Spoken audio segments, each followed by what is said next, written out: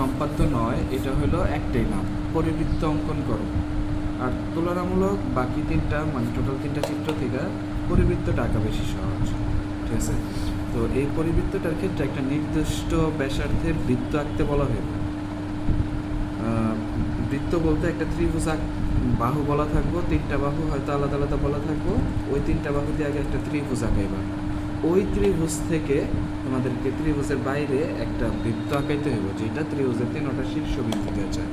তা আসলে বিষয়টা কীরকম দেখো, আমি দেখাই তোমাদের। এখানে ধরো তিনটা বাহুদের ত্রিভুজের কথা বলা না, তো তুমি যে কোনো একটা আপাতত ত্রিভুজ আঁকো, পরীক্ষার সময় তো বাহু বলা থাকবো, সেই বাহু ধরে আঁকায় নিবা।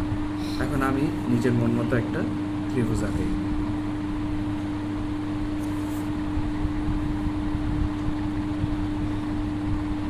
যে কোনো একটা ত্রিভুজ আমি আঁকায় নিলাম। এখন ত্রিভুজের যে কোনো দুইটা বাহুকে তুমি অর্ধেক করবে, যে কোনো দুইটা বাহু, তোমার যে দুইটা বাহু মন চাই। ধরো আমি আপাতত এই পাশের বাহুটা আর এই পাশের বাহুটা অর্ধেক করতেছি। অর্ধেক করার নিয়ম তো আমরা দেখলামই একটু আগেও, ঠিক আছে? আনুমানিক অর্ধেকের বেশি ব্যাসার্ধ নিয়ে এই যে দুইটা চাপ একই বিন্দু থেকে যে করলাম।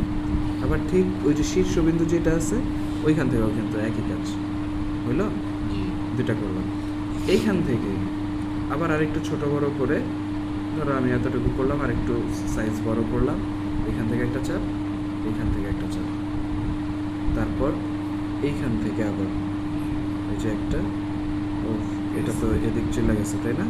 তো এইখান থেকে আগে দিয়ে নিই, এটা একটু বড় করে দিলাম, ঠিক আছে? তাহলে একটু খেয়াল করলে তোমরা বুঝতে পারবা এইটা আর এইটা ছেদ করছিল তাই না? তাহলে এই দুইটা দিয়ে একটা রেখা আঁকা যায়।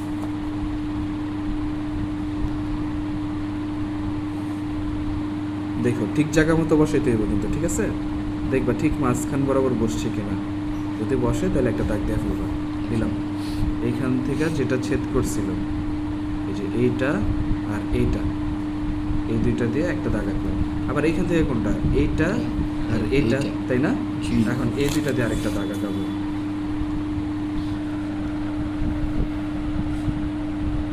দেখো আগে ঠিক জায়গা মতো বসছে কিনা, যদি বসে থাকে তাহলে আমি একটা টান দিয়ে নিলাম, ঠিক আছে?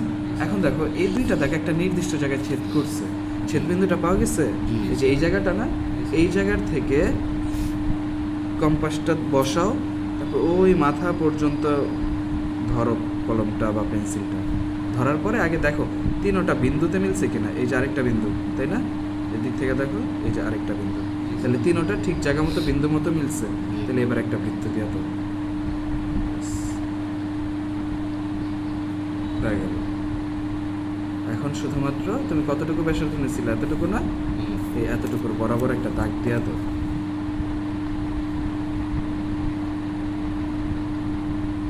ইজি, এ বি সি মূলবিন্দু ও ধরতে পারি আমরা, এটারে ধরতে পারি এম এন, এইটারে দিছে হইল বইয়ের মধ্যে এফ এন দিছে, ও এম ই দিছিল এটা, যে এম ই, আর এটারে দিছে এন এফ।